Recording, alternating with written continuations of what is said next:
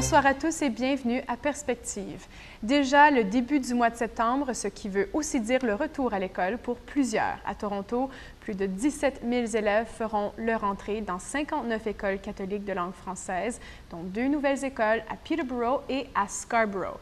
Le Conseil scolaire catholique Mon Avenir a dévoilé son thème pastoral pour l'année 2017-2018 qui est « Soyez dans la joie » tiré de la lettre de Saint Paul aux Philippiens.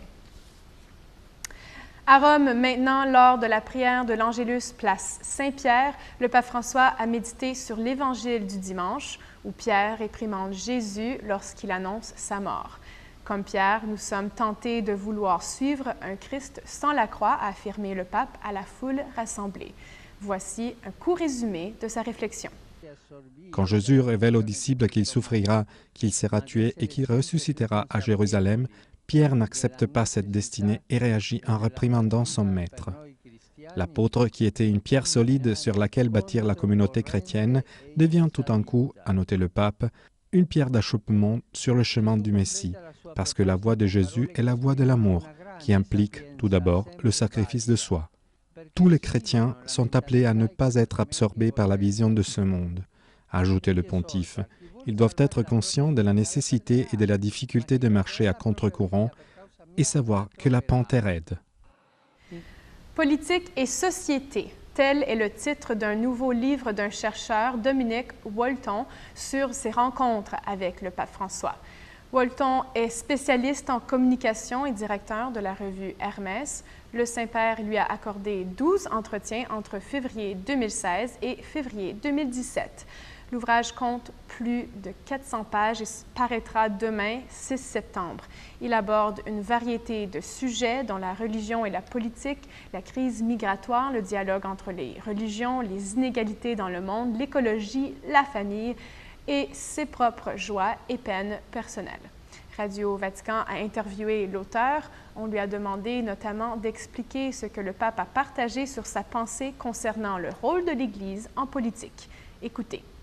Alors, son principe, c'est une saine laïcité, c'est-à-dire une saine séparation du religieux du politique, en disant la laïcité française est très bien, mais il faudrait quand même une petite ouverture à la spiritualité, ce qu'elle ne fait pas pour l'instant, à mon avis, ce qu'elle fera un jour. Deuxièmement, les règles élémentaires de la démocratie et du respect des droits de l'homme.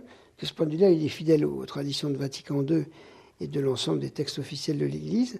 Il est quand même très, pas obsédé, mais enfin, très attentif aux inégalités économiques et sociales et au fait que nos sociétés elles ne peuvent pas vivre apparemment repues comme ça quand il y a une telle distorsion. Donc ça, la pauvreté, il y est extrêmement sensible. En fait, il est sensible à la pauvreté comme les Européens étaient sensibles à la pauvreté dans les années 50, mais comme en 50 ans, on est devenu riche, on est moins sensible. Et lui, venant d'Amérique latine, où la pauvreté est beaucoup plus visible, il y est beaucoup plus sensible. Donc c'est un apport de son origine pour nous.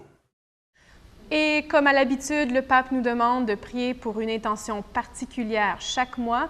Pour septembre, il prie spécialement pour les paroisses du monde entier pour qu'elles deviennent plus missionnaires. Voici son intention pour ce mois-ci dans la vidéo du pape. Las parroquias tienen que estar en contacto con los hogares, con la vida de la gente, con la vida del pueblo. Tienen que ser casas donde la puerta esté siempre abierta para salir hacia los demás. Y es importante que la salida siga una clara propuesta de fe.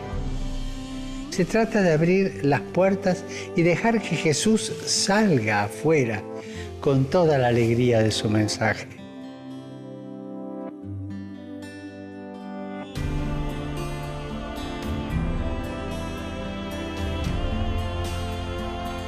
Pidamos por nuestras parroquias para que no sean oficinas funcionales, sino que animadas por un espíritu misionero sean lugares de transmisión de la fe y testimonio de la caridad. C'est tout pour aujourd'hui. Merci d'être avec nous et à la prochaine.